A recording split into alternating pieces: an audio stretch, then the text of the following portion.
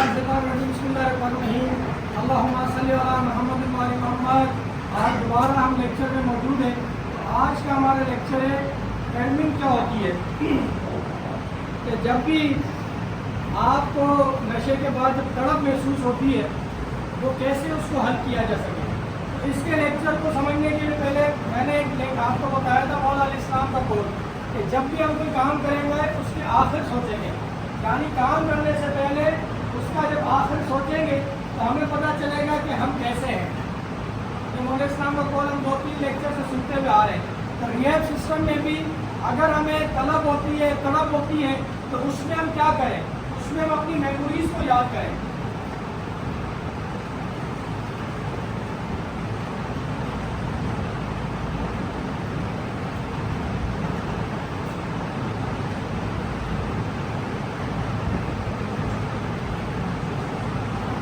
Memories को कैसे याद करेंगे, जैसे आपके साथ मुख्तलिफ वाक़यात हो चुके हैं। जब आप ड्रग एडिक्ट थे और उस फील्ड में आप एक्टिव थे तो उस दौरान आपके साथ क्या क्या हुआ था।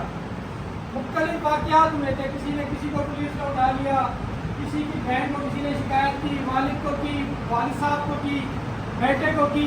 जब तमाम शिकायतें मौसूल हुई और वो तमाम बर्डन हुआ और आहिस्ता आहिस्ता आप दायर हो गए। दायर होने के बाद आप ख्वार होना शुरू हो गए। जब आप ख्वार होना शुरू हो गए तो आपकी फैमिली ने स्टैंड लिया, आप राजी हुए या ना हुए। तो फैमिली ने आपको किसी इलाज का पहुंचाया और फिर आपका इलाज हुआ। यानी जब आप याद करेंगे तो वक्त तो बड़ा कठिन होता है, सख्त होता है। आपने सुना होगा तनकीद बड़ा इस्लाह, तनकीद बड़ा तनकीद नहीं होनी चाहिए। यानी अगर कोई काम कर रहा है उसको टोको, लेकिन उसको टोको उस मसरफ में कि वो सुधरने के मौके में हो।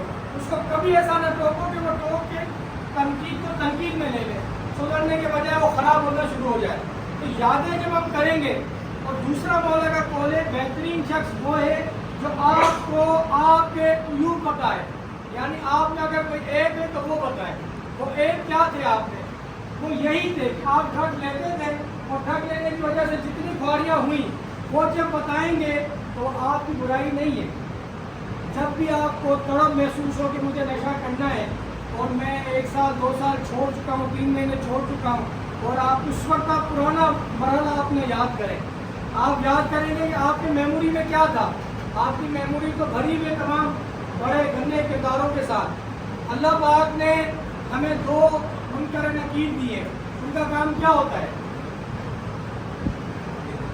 उनका काम होता है हिसाब लिखना। एक अच्छाई लिखता है और दूसरा बुराई लिखता है। बुराई का सवाब हमें मिलेगा,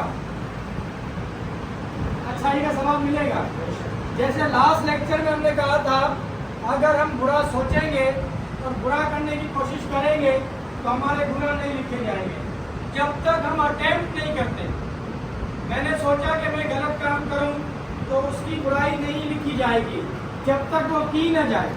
लेकिन अगर मैं सोचूं कि मैं आज अच्छा काम करूंगा, नमाज पढ़ूंगा, इंसान की खिदमत करूंगा, मैं ये करूंगा, मैं वो करूंगा, तो जो मुनकर नकीर अल्लाह पाक ने 2 बिठाए वो लिखना शुरू कर देंगे।